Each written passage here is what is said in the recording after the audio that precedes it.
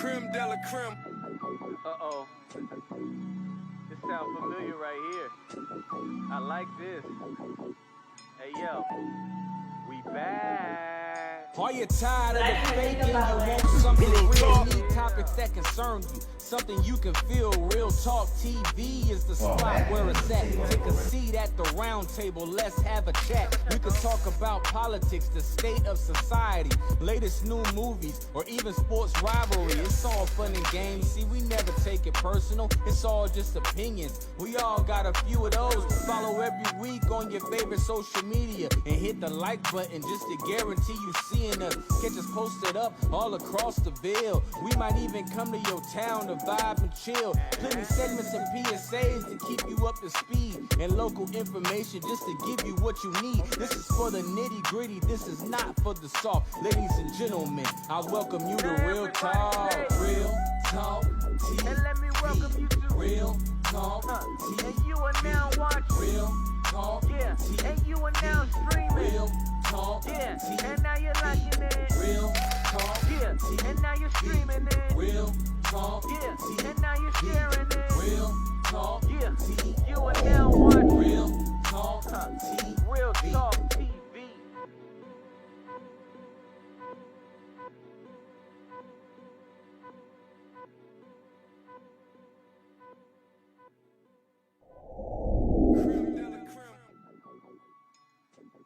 Welcome back to Real Talk TV's Roundtable Discussion. As usual, we're here to talk some really good things. I have my wonderful panelists, and of course, we have a special guest, and we'll get to him shortly. But first, we want to thank everybody for tuning into Real Talk TV. Continue to follow us on Facebook, YouTube, Twitter, all the social media sites that we are available for our discussions to be heard and you to share and enjoy. Once again, we want to also say that we are advocates of sickle cell anemia and autism, because these are two things that really are really close and dear to us. So we want to continue to spread awareness of those two things there as well. As usual, I normally start this thing off and I introduce my panelists. But first, I wanted to introduce our special guest, Dr. Peterkin, Sheriff of Hoke County. He's here with us today. He's taken the time to come and not only talk to us, but inform us and educate us as well as everyone else who's watching on law enforcement and community.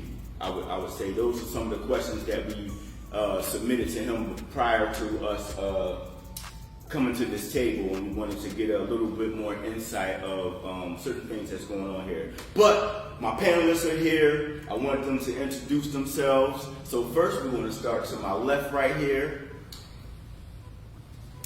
Hey, I'm Sabrina Renee, Army veteran, mom of 3. Here on Real Talk. Hope everybody's right. Hi, I go by Hazel. I'm a poet and I also make my own homemade soap. You can follow me on Facebook at Naturally Haze, and also you can find me on Instagram at Naturally Haze and Hazel Loves _ the letter U. That's how you plug it. Go ahead. Hi everyone, my name is Candy and I am known as Candy Cam's Crafts and Photography. You can reach me on Facebook or Instagram. Absolutely. Mr. Fantastic, owner, founder, Real Talk TV Roundtable Productions. You can hire us. Hit us up, realttv at gmail.com, or message us on our like page right here. And I'm Hubert Peterkin. I'm Hoke County Sheriff, and presently serving now my 5th term, almost 18 years now. And I currently previously worked here in Fayetteville with the Fayetteville Police Department for 16 years prior to becoming sheriff. So I'm in my 33rd and a half years in law enforcement. I'm excited about being here. Yes, thank you. And as I told you in the beginning, we can't do this enough.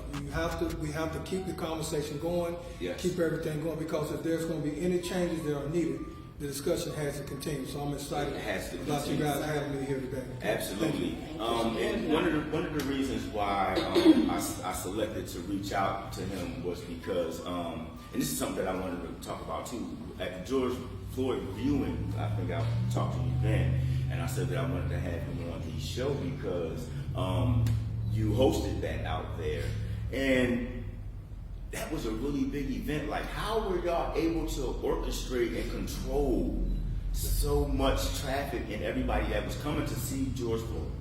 Well, I'm glad I can smile about it now and I'm glad I didn't have any hair because it probably been gone. I will tell you, the family wanted, Bridget George, she's Bridget Floyd. Yes. She lives in Hoke County. Yes. And when she talked with one of the media, I think it was WRL, they told her that I would be someone that they could help them put it together. Absolutely. I was a little nervous about it because I didn't know how they were going to receive me, being that their brother was murdered by an officer. Yeah. So going into the home, fast forward, and they received me in. We sat down, we planned. They even allowed me to be a part of planning the funeral itself. And so, but to pull that event together where we had so many, there was a lot you didn't see.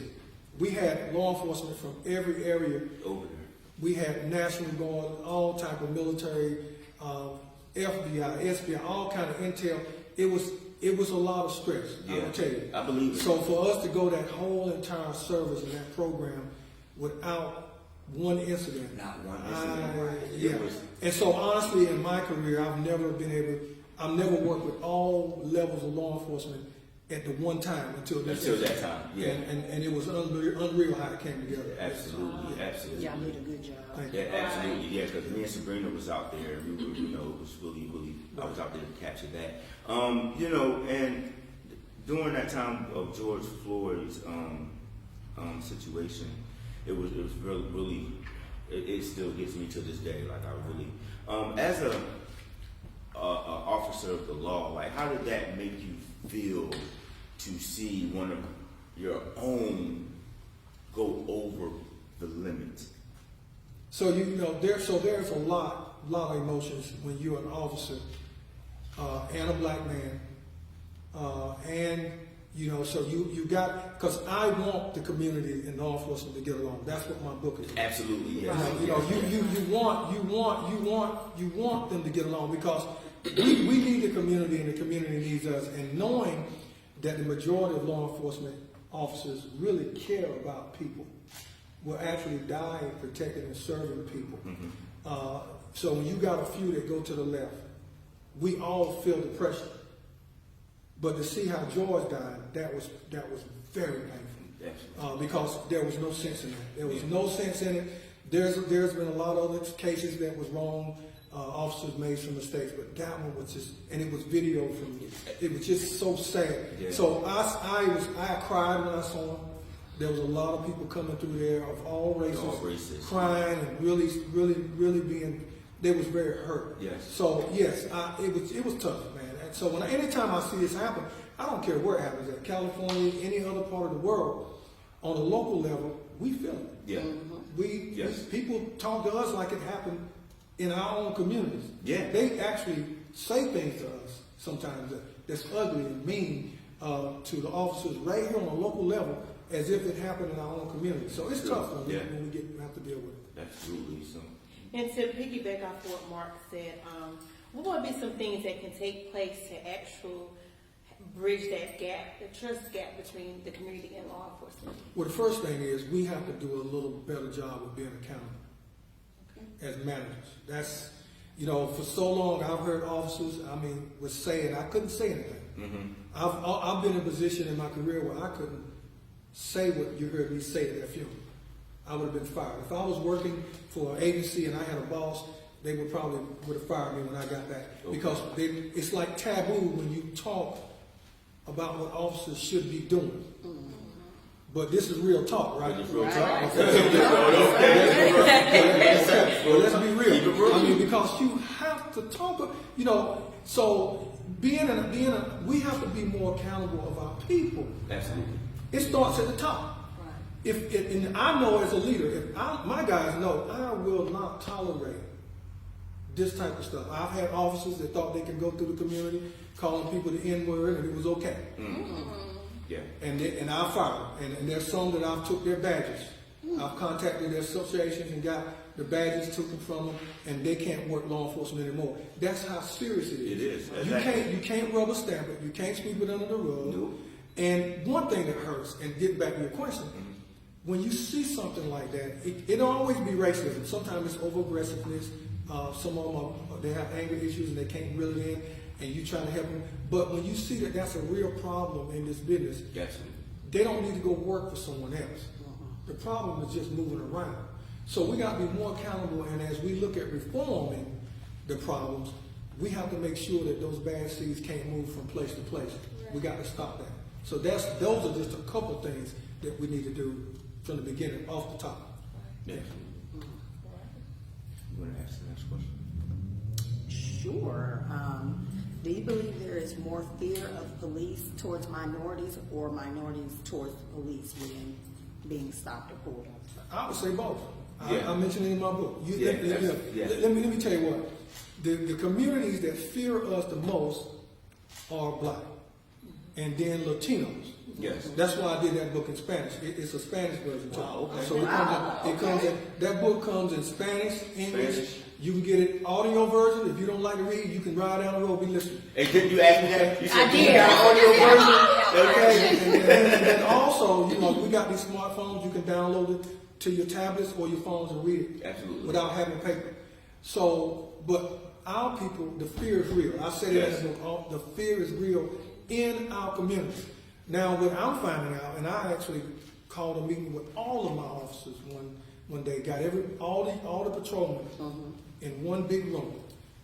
I dressed down. I was in t-shirt, jeans, because I didn't want to be, And I told them, I asked the question. I said, "Is there any of you afraid of blacks?" Real talk. Yeah. Are you afraid? I said, be honest. Be honest. And believe it, a few hands went up. Wow.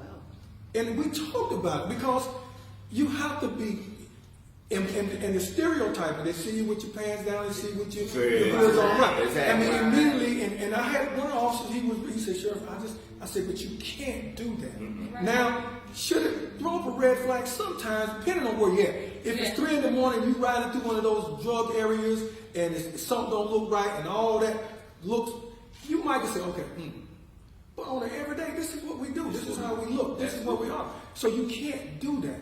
So I'll tell you, but the black community is afraid of the police more than anything. And the question is why? Yeah. Why do y'all think that? I mean, why not? Because look at what's going on. Yeah. It's happening at a higher rate with us. Right. And that's proven. That's a fact. Right. So, and like I was talking in the last discussion, it's like, so if I was pulled over by a cop, I might be legit. But my fear is if I'm legit and I'm following your directions, Don't move quickly. if I don't answer one question right, Mr. Officer, who's of the other race, and I don't answer that question right or something, he goes off. It's like, But there should be protocol. Listen, I talked about it in there. Your discretion. There should be There should be protocol to set it at ease. Okay, you didn't ask the officer to stop you. Right. So the first thing that you're going to say, and I'm the same way even if I get pulled. Yeah. Why are you stopping me? Well, I mean, why is he stopping me? I'm looking, I'm saying, what did I do wrong? You don't know. Sometimes you may know, okay, I know I was speaking, but most of the time you don't know why he stopped me. So the first thing I'll tell officers to do as you approach that vehicle, when you get there, you say to that person, hey, Miss Candy, I stopped you because you ran the red light at the intersection down there, and I just wanted to make sure that that you knew you did it. Is everything okay? Right. Not. Do you know you ran that light down there? Right. Now you're already scared. You're already that part. So there we go. So there's the exchange is back and forth, and then you should be, like I said in the book, have hands up on the wheel, just being calm. Don't be having this up. Don't be picking this up. Don't be making no sudden movements. Right. Don't be reaching in the glove box to pull out your registration till he asks for it. Yeah. Don't do anything. Just put your hands up there and wait. Yeah. And then he should come across well. But to get back to the question of why are blacks more fearful? We can't have a double standard, guys. Listen, officers they will have a tendency sometimes, I've seen it, when they go into the houses on the hill. How you doing, Miss Sally? Everything okay? But then you go down to the lower level income houses. The hood, that's real talk. Yeah. It's a different type of talking. It's a Yeah, different type of exactly. voice. Yeah. So Absolutely. I tell my officers and officers, anytime I'm speaking to officers, treat everybody the same. Same. Right. Don't have a double standard. Don't, carry yourself that way everywhere you go so that people will respect us there. But that respect has to be mutual on both ends. I like people to be the same way. But somehow or another we got away from that. Officers got away from it. Something's wrong. So that's one of the reasons why we're Yeah. different. Yeah. So, and one thing that I think about is you have a thing where it's Black Lives Matter, and then it's Blue Lives Matter. And to me, there's a division right there. So now, since we're doing this, Black Lives Matter and Blue Lives Matter, we're still creating a division. Because you got those that's going to support the Blue Lives Matter, and then you have those that's going to support the Black Lives Matter. How do you bridge that gap? How is that bridge? Well, it should not be a gap. Okay, let me start off with Black Lives Matter. I can remember when I first heard Black Lives Matter. Those three words are strong. Strong, yes. Very strong. Listen to that. Black Lives Matter. And I can remember when I first heard it, I said, oh God, what? All lives matter. Blue lives matter. I mean, and that's true. But what Black Lives Matter to me is, what we're saying is, listen, don't forget that we're in this too. Yeah. Don't treat us any different from anyone else. Right. Black lives matter too. Yep. And when you look at the systemic racism and when you look at the problem that we're facing, it seems like black lives don't matter. Right. Now, blue lives matter. I'm going to tell you what, I'm 100% supportive of our officers. Pause there for a minute. Yeah. If they're right. Right. 100%. But I can't support it when it's wrong. And I'm going to speak against it when it's wrong. Okay, I want us to do the right thing all the time, as much as we possibly can. But blue lives does matter. White lives matter. All lives matter. But right now, the problem that's facing America is focused on the black lives. How do we fix that? It's shown all over the world, not just in law enforcement, throughout the whole system, even in places of jobs. You're working by it. Absolutely. So all black lives matter. Now, do I agree with every single thing that goes on with this? No. But that part of it, we got to grasp. that. Okay. Okay, look at the next question. Next question. All right. So, how have you dealt with the challenges in any past situations that you've had as far as dealing with the cops and dealing with any type of thing, just a past situation that you have to deal with that's really difficult? In my position, I don't find it difficult. Yeah. I really don't. So, but when I was an officer, I did. I struggled with that. I mean, when I was a young officer and I saw the prejudice and racism within the organization, or that's with officers inside, and then how they conducted themselves outside. When I was ready to speak about it, I was told by some senior black officers that I went to not say anything. They said, because I found out I didn't know myself as well as I do now. I've always been outspoken. I've always been vocal, but I had to learn timing is everything. So they was, and these were officers, leaders, managers I could trust, and they would tell me, say, Peterkin, you can't say anything. If you do, they're gonna fire you. You're gonna get blackballed. You lose your job. And I trusted them, but I was very miserable. There were times I literally would pull up at the police department and I would sit in my car and cry. Like you saw me pull up here today, I was early. I would pull up on the job early and have tears running down my eyes, hating to go in there for briefing because I knew what I had to deal with. Yeah. But I stayed the course. So, but today, I can speak. Now, and honestly, I don't care what anyone thinks. Yeah. I'm not speaking to make a name for myself. I wasn't speaking at George Floyd's funeral to make a name for myself. I didn't want to speak. I was told to speak. Bridget had asked me to find speakers, and I was finding other people to speak. And my pastor said to me, that was my pastor that spoke. Okay. Dr. Stackhouse. Yes, sir.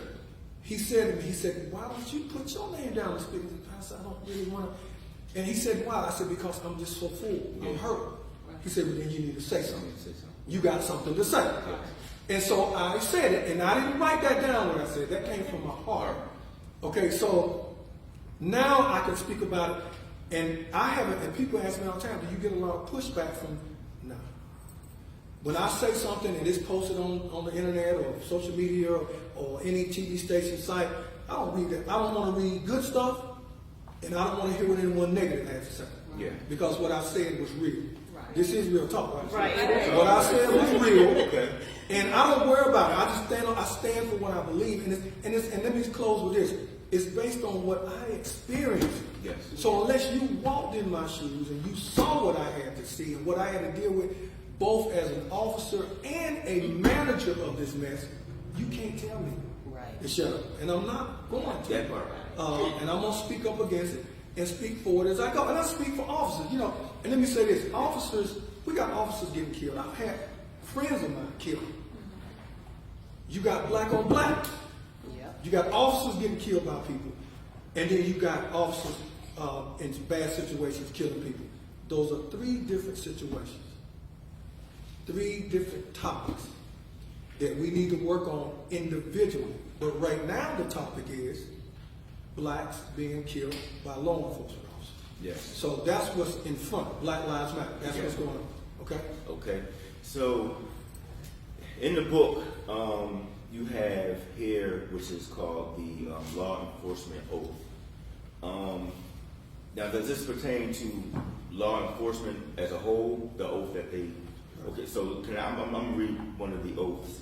It says, Officer Irvin, real talk, do solemnly swear or affirm that I will support and maintain the Constitution and laws of the United States and the Constitution and laws of North Carolina, not inconsistent therewith, and that I will faithfully discharge the duties of my office as a deputy sheriff, so help me God.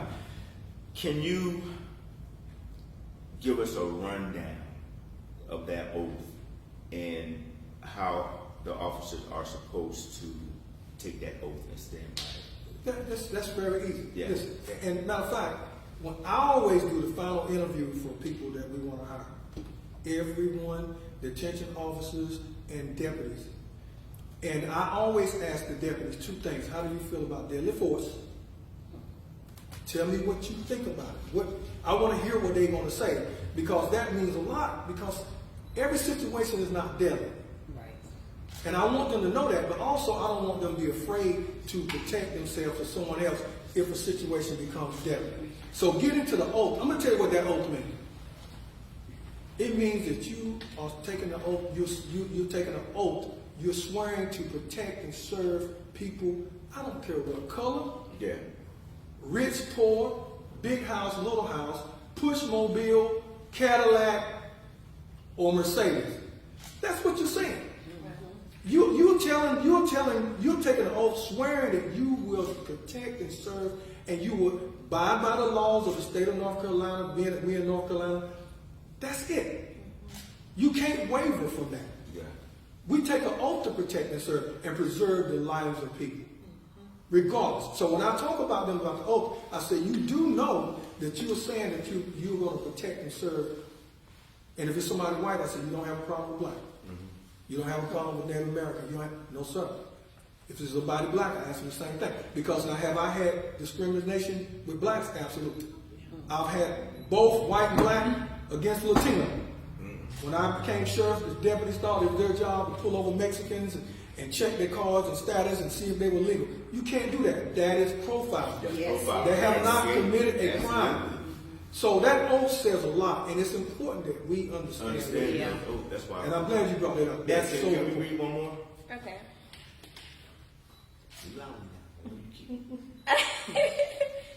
So I guess I'll use my real name. So I, Aaliyah, do solemnly and sincerely swear or affirm that I will support the Constitution of the United States, that I will be faithful and bear true allegiance to the state of North Carolina, and to the constitutional powers and authorities which are or may be established for the government thereof, and that I will endeavor to support, maintain, and defend the Constitution of said state. Now, did you see anything that said anything about abuse of power and authority? No, Absolutely not. It's so defined. Yes. Okay, and honestly, guys, I'm gonna say this. You know, what I've learned is, and my chief deputy, who's my right-hand man, and my majors and captains on my force, we understand. I don't care what's in writing, policies, your oath, or whatever. You still have to sometimes get in front of your people and remind them of what they're supposed to do. Right. We find ourselves doing that a lot today, and I said that in the book. I said to managers and leaders, I said, you've got to talk to your folk.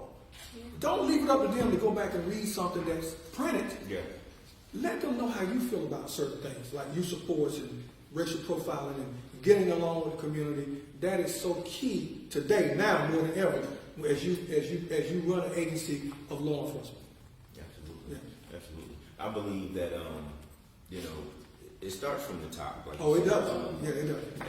Every police chief in every city, town, and not to say that it's their fault, because I look at it as sports. You know, I could be a great coach and just have a bad player. Right. You know what I'm saying? So, but still, it's up to me as the coach to go into my locker rooms, and I want to see what you have in your locker room before you go out here and play ball for me. Because if you're not going to go in with a good mind, you know, I know you're not going to go into the game good, or something might happen. So I do believe that, you know, it starts from the top on down. And for me personally, I wish that, like Jolanda said back in the day, we used to have Officer Friendly that would come into the neighborhood. You know, Officer Friendly would come knock at my door like, hey, I just want to make sure, let you know I'm in the neighborhood, be out here patrolling, but we don't get that anymore. So why do you think we don't get that anymore? Is it because of the fear? No, it's you know, the thing about it, it's not a nationally or state mandated thing. Mm-hmm. You just got to know your community. You got to know your community. You know, when I was here with Fayetteville Police Department, we had community police, and it was big. And I think they're still doing some, not big as it was back when I started here in Fayetteville. Mm-hmm. The Officer Friendly, we had the coloring books like that. All Stuff the like pencil that, we yeah. had it. Officer Friendly. I mean, really. Yeah, absolutely. And so, and our goal was to make sure that the kids grew up liking us and trusting us. Matter of fact, I was one of the first school resource officers in the state of North Carolina. So we went through all of that back then.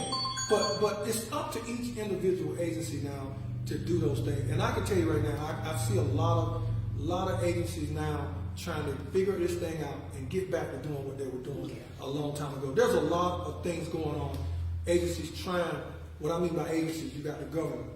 Governor Cooper has put a task force together, SPI. Yes. You got a whole lot of agencies who put groups together to try to make this thing come together now in North Carolina. And I'm sure they're going to do something on a national level after all this election smoke goes away. Oh, okay, yeah. So, and we just did our PSA on voting, which is very important. Do we have a next question? We do.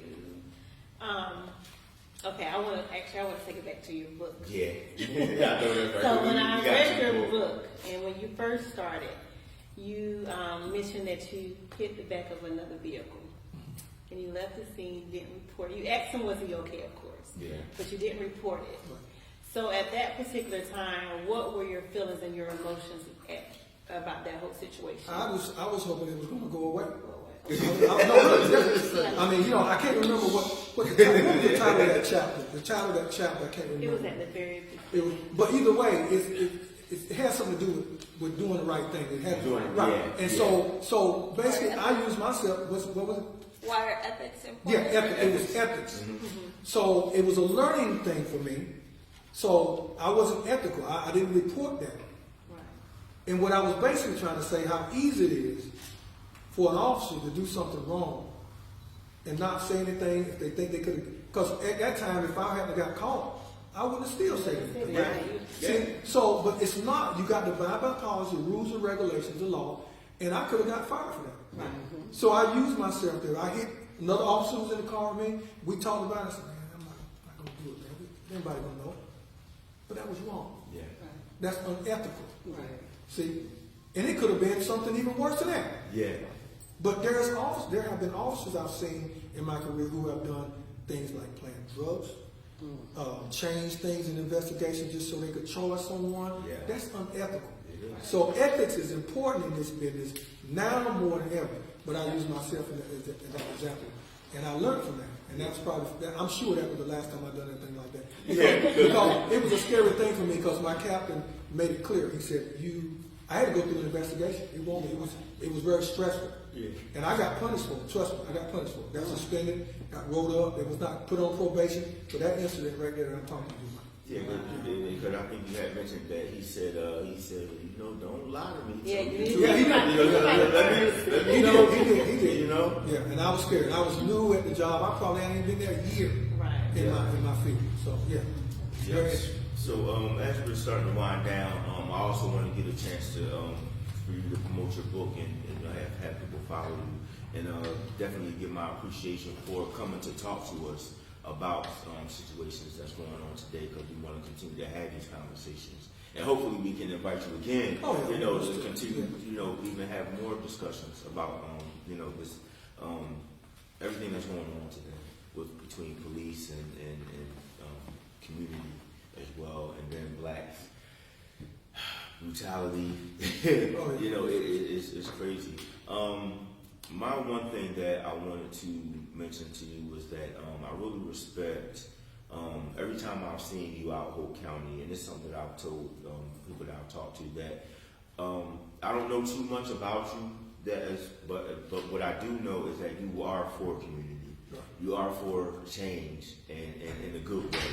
And it starts with change with the police, you know, and then we have to continue to police ourselves. You know, I look at a lot of...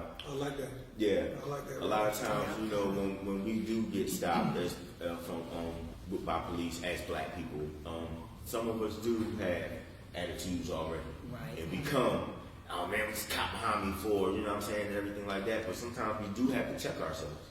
Like you said, we have to check ourselves to see if we weren't the person that caused that officer to have a hard time, because he probably had a hard time at home too. You know, and put yourself in that person's shoes, and maybe if we start considering the other person, Right. you know, a lot of things would change, but it has to come with considering the other person. And let me piggyback on that. One thing people have to understand: we are out there for a reason. Law enforcement has a job to do, and when you balk them, or when you refuse to adhere to them giving you instructions, like for example, if I approach you, I know I got a warrant, put your hands behind your back, you're under arrest. You start swinging. That's not good. You see where that's going? Exactly. That can go from one extreme to the next. You start swinging, and then he's hands on. You know, you might have a knife or gun in your waist somewhere under your jacket. You reaching for it. You see where we go? Pow, pow. Exactly. So I say in the book in there so many times, avoid that. Yes. Don't resist. There are times where I've been asked what I think, you know, I've seen the times where if the person would have not resisted, would have complied to the orders, officers trying to execute it in the most professional manner. But because of the conflict, and there was a statement I made in there, if both the community and law enforcement do what they're supposed to do respectfully, Absolutely. that was in the front of the book. There will not be any confrontation. There will not be any fighting. There will not be any shooting. If I respect you and you respect me for what I do. Right. It don't ever have to get bad. It don't ever have to get ugly. Yes. And if it does, that means there's disrespect on somebody's end. So the book, getting to the book, let me hold that for a second. Because the book is not just the title, How to Stop for a Cop. It has a subtitle, Reconnecting Law Enforcement in the Community. So the book, it reminds officers of what they're supposed to be doing all the time. Do the right thing. And I probably talk to officers more than I do people. But then also I'm telling people, reminding people what they're supposed to be doing. Absolutely. Chapter 9 talks about everything you should do when you approach or stop by an officer. What you should do, and it tells the officer what he's supposed to be doing. Then also chapter 10 talks about how to make a complaint. Oh yeah. Don't Yeah. sell your complaint side of the road. There's a process that can keep you alive. Stay alive. Don't try to handle it yourself. Don't start. Well, don't do all of that. Go to the sheriff. You can even go above me, the DA's office. There's always ways to get your complaint heard. And now most agencies have body cameras. Our agency, everybody got body cameras in my agency. Yeah. Even in the jail, officers work. If my guys go out to kick a door in on a drug raid, they got cameras. Cameras everywhere, in the car and on their chest. Because I want to know if they're wrong. And then also I want to be able to hold the community accountable if they're wrong. Absolutely. And I can tell you, 90+% of the time, my officers have been right. And when they're wrong, there are times some of them have lost their job, depending on the severity of it. But if it's something that we can correct, we correct it. Also, there's a chapter on racial profiling. There's a chapter on when can an officer search your vehicle. You didn't know that. You didn't know that. Yeah. What constitutes your vehicle being searched? I get this all the time. Okay? So many different things. Women, I talk about women driving at night. You see a blue light, you're not sure it's a police officer. The bubbles in the window or in the grill is not on the top. You don't know if it's a cop. What should you do? There's a section on frequently asked questions. One of the big questions I get from the black community: what do I tell my young black son who's a driver? I address that in here. I got a section those questions. What do you want to tell college students? Because college kids, my son, when I wrote this book, he was in college. He's finished recently. He told me, he said, Daddy, the average college kid, they don't respect police. They're afraid of them. They're afraid of police. So what do you say to college kids traveling to and from home? What do you do if you have a gun in your car? You need to know. Yeah. It doesn't matter if you got a carry concealed permit or not. If you got a gun in your vehicle, you need to know what to do if you get pulled over by the police. What should you do to stay safe? You're protecting you and you're protecting that officer. Okay? So I try to make sure I cover every area in here that I could cover. And I gave examples at the end of the chapter. There was a message at the end of each chapter to law enforcement and the community. I talked to law enforcement and I talked to the community. That was real live stuff that happened. Yeah. That I saw in my life, in my career. Last thing I'm going to say is, we did it in every format I could think of. And I wrote it in 2018. It sold just about every single month. And all the online bookstores you can buy it. You can go to my website, simple as my name, HubertPeterkin.com. Absolutely. You'll find all of my interviews, including George Floyd, dealing with CNN News. I was on all the MSNBC, CBS, all my interviews, even with WR, talking about the book as well. And then you can order it from that if you want to. It's not about the money. Listen, and I'm going to close with this. It's not about the money. It's about the message. Okay? My goal was to keep officers alive. Every year I have to remember friends of mine who were killed in the line of duty. It's not a good feeling. I will never forget them guys. Okay? But also I have to think about the people who were killed unjustly by my profession. Yeah, absolutely. So if we can find our way back to each other, I pray that we do. Yes. It's important that we do. Yes. Because we don't, and you guys, again, I want to commend you because real talk is real. Y'all got to keep this going. I mean, the more you talk about it, there's going to be changes, and y'all going to have a lot to talk about in the next few months. Okay. Hey, listen, Mr. Fantastic, don't call me.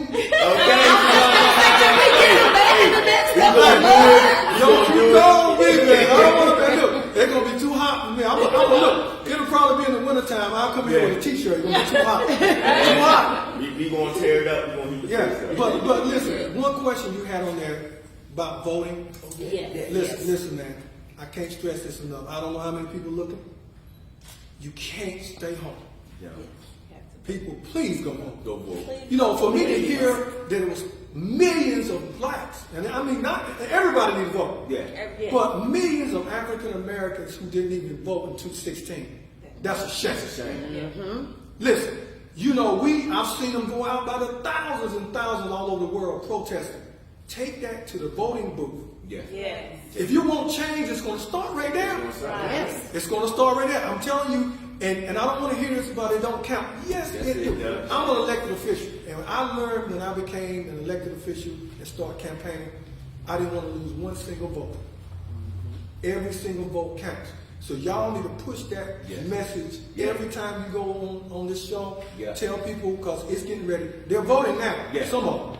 But October, y'all need to be killing it Killing it. about voting, all the way to November. Absolutely. Okay? And you can actually check out our voting PSA with Hazel's in it, Spring's in it. A lot of our Real Talk panelists are in it. It's called When You Vote. Yes. When you vote. So we want to make sure that we get out here and go vote and continue to push the message. Continue to have these talks, these conversations on Black Lives Matter. Once again, Sheriff Peterkin, Hoke County, we want to thank you. From all of Real Talk TV, all my panelists, go get the book, How to Stop for a Cop. And share it with your young people. Share it with your young people. Share it. So, as we want to say, and in this, it's been real. Real talk. Real talk. Thank you. Thank you, y'all. Appreciate it. Thank you. That was awesome. Oh, I got it. Man. Real talk, real talk, real talk, real talk. Real talk, real talk, real talk, real talk, real talk. Real talk.